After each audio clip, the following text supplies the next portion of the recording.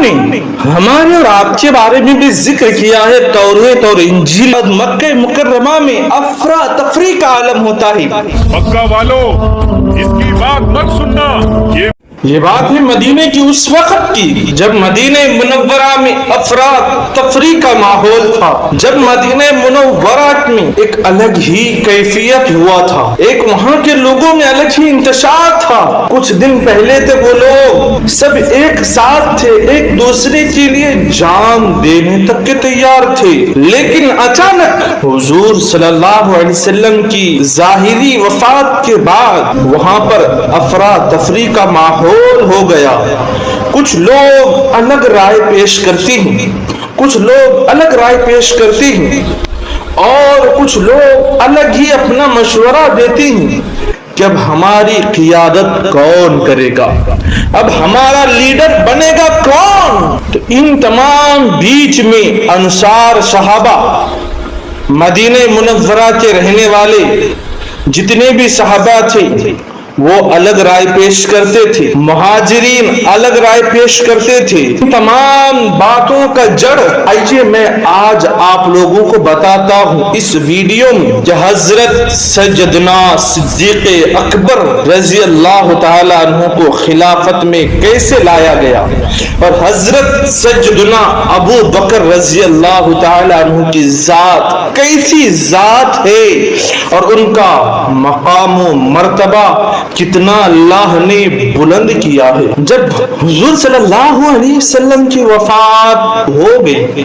ظاہری طور پر، تو حضرت ابو بکر مسجد نبوی میں آتے ہیں اور فرماتے ہیں کہ جو محمد کی عبادت کرتے تھے اس کے لیے محمد مر گئے، اور جو محمد کے اوپر ایمان لا کر اللہ کی عبادت کرتے تھے ان کے لیے اللہ اور محمد اب بھی زندہ ہے۔ تو پھر وہاں پر اچانک ہی سب کے دل میں ایمان تازہ ہو گیا، سب کے سب پھر نعرہ بلند کیا کہ فدا کا ابی و امی کا یا رسول اللہ صلی اللہ علیہ وسلم۔ سب کے دل میں پھر ایمان تازہ ہو گیا، لیکن حضور صلی اللہ علیہ وسلم جب وفات پا گئے ظاہری طور پر تو اس میں کچھ روایات ہے الگ الگ طور پر۔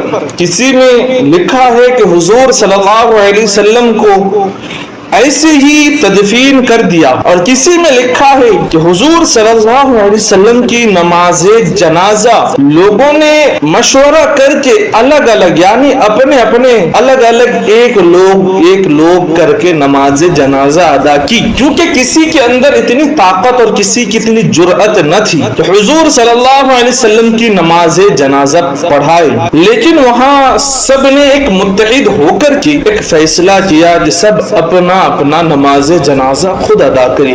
تو حضور صلی اللہ علیہ وسلم کے نماز جنازہ کے صدقے میں اللہ ہماری مغفرت فرما۔ لیکن کسی روایت میں ہے کہ حضور صلی اللہ علیہ وسلم کی نماز جنازہ نہیں ہوئی، کیونکہ حضور صلی اللہ علیہ وسلم شافع محشر ہے، شفیع المذنبین ہے۔ حضور صلی اللہ علیہ وسلم کے ہاتھ میں ہی شفاعت کبریٰ عطا ہوگا، اور حضور صلی اللہ علیہ وسلم کے لیے ہی تو اللہ نے جنت بنایا ہے۔ تو حضور صلی اللہ علیہ وسلم خود اپنے گنہگار امتیوں کو مغفرت کروائے گا، گنہگار امتیوں کی شفاعت کروائے گا۔ تو میرے عزیز اس میں بہرحال اتفاق کسی کا نہیں ہے کہ کسی نے کہا کہ پڑھے لوگوں نے الگ الگ اور کسی نے کہا کہ نہیں۔ اب جانیے کہ حضرت سیدنا صدیق اکبر کو کیسے خلیفہ بنایا گیا، یعنی سب سے پہلے کیسے امیر بنایا گیا، حضور کے بعد کیسے حضرت ابو بکر کو اپنا لوگوں نے لیڈر مانا۔ جب انصار کے اندر یہ بات تھی کہ اب ہمارا لیڈر انصار میں سے ہوگا، لوگوں نے حضرت ثقیفہ بن سعدہ رضی اللہ تعالی عنہ کے بارے میں انصار مشورہ کیے، سب اس پر متفق ہو گئے کہ اب ہمارا لیڈر حضرت ثقیفہ بن سعدہ ہوگا۔ جب مہاجرین کو یہ معلوم ہوئی کہ انصار صحابہ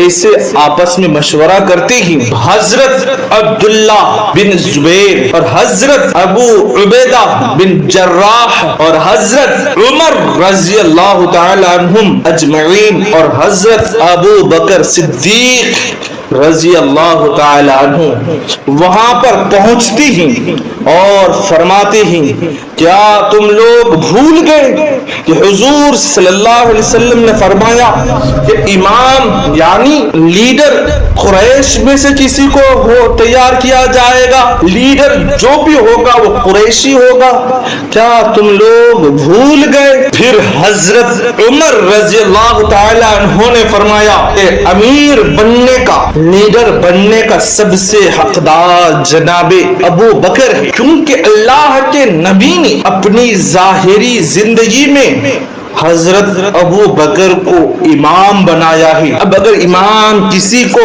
بنایا جائے گا حضور کے بعد تو وہ جناب ابو بکر کو بنایا جائے گا۔ تو سب سے پہلے حضرت عمر فاروق رضی اللہ تعالی عنہ نے حضرت ابو بکر کے ہاتھ میں بیعت کرتے ہیں، پھر وہاں جتنے لوگ ہوتے ہیں سب کے سب حضرت ابو بکر کے ہاتھ میں بیعت قبول کرتے ہیں۔ حضرت ابو بکر رضی اللہ تعالی عنہ کو اللہ پاک نے بہت بڑا مقام و مرتبہ عطا کیا۔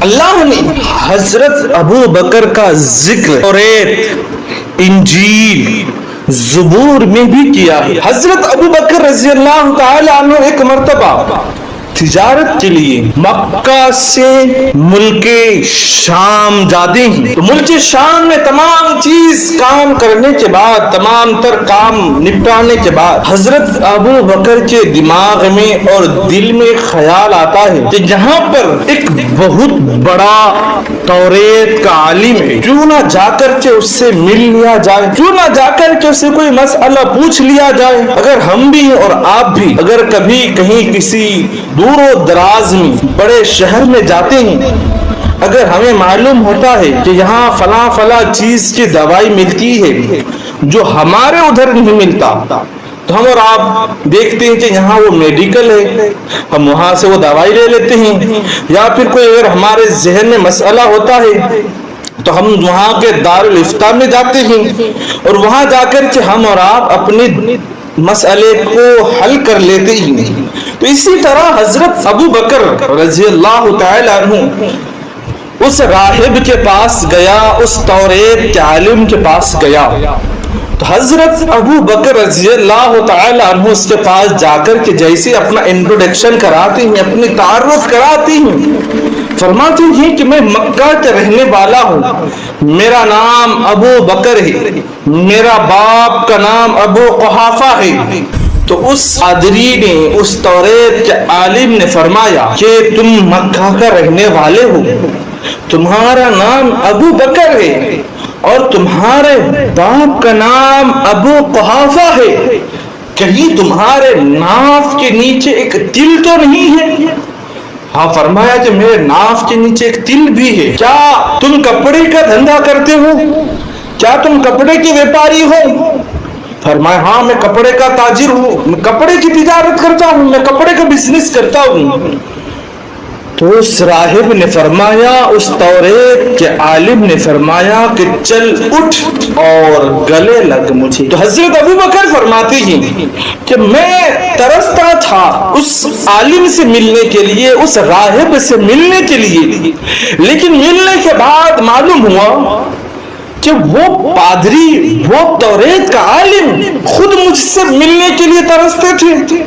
تو میں نے فرمایا کہ اے بابا جان، اے توریت کے عالم، آپ بتاؤ، آپ آخر کار میرے بارے میں اتنا سارا کچھ کیسے جانتے ہو؟ تم میرے بارے میں سب کچھ کیسے جانتے ہو اور آپ مجھ سے ملنے کے لیے اتنا کیوں ترستے ہو؟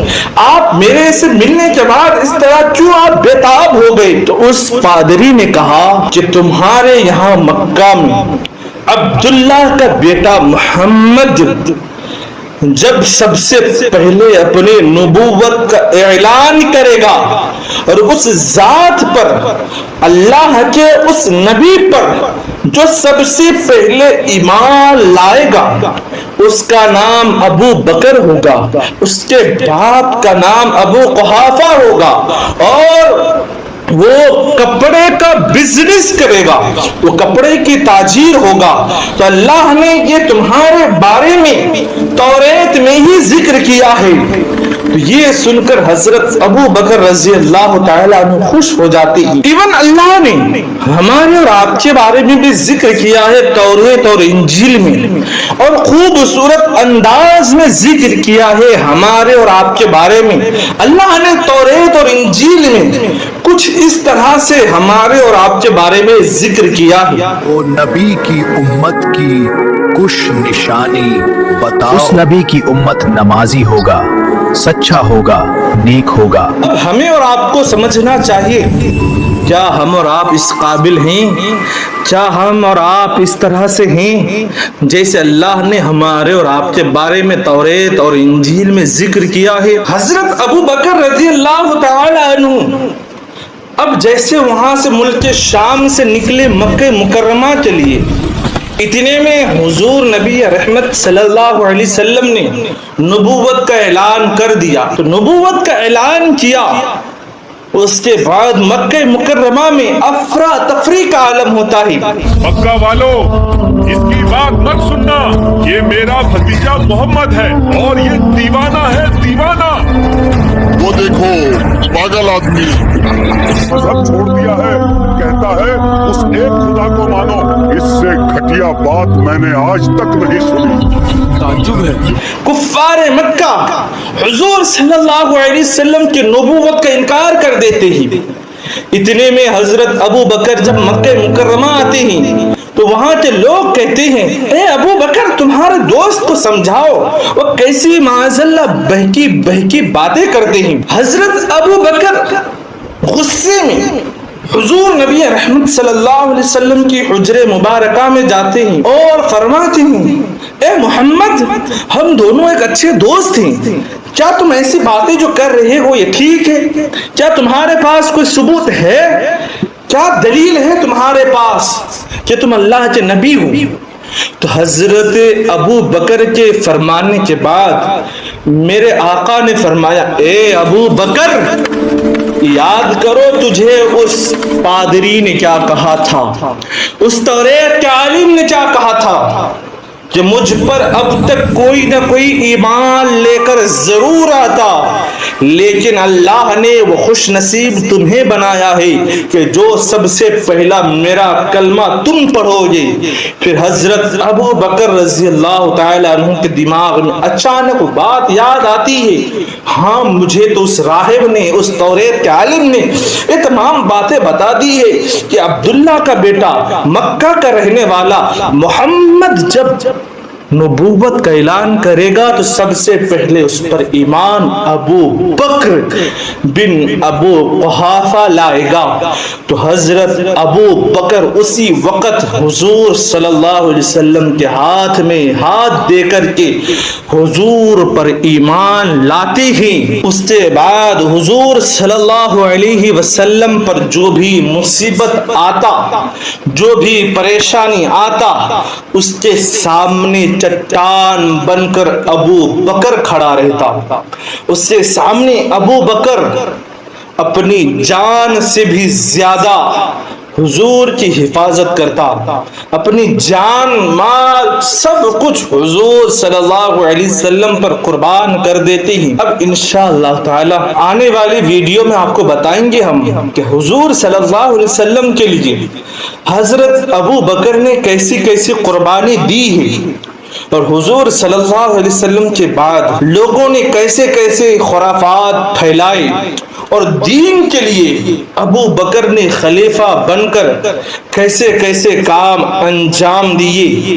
میں آپ کو انشاءاللہ تعالی آنے والی ویڈیو میں بتاؤں گا. آپ سے التجا ہے میرے بھائی, میرے عزیز, میرے دوست, چینل کو سبسکرائب کریں.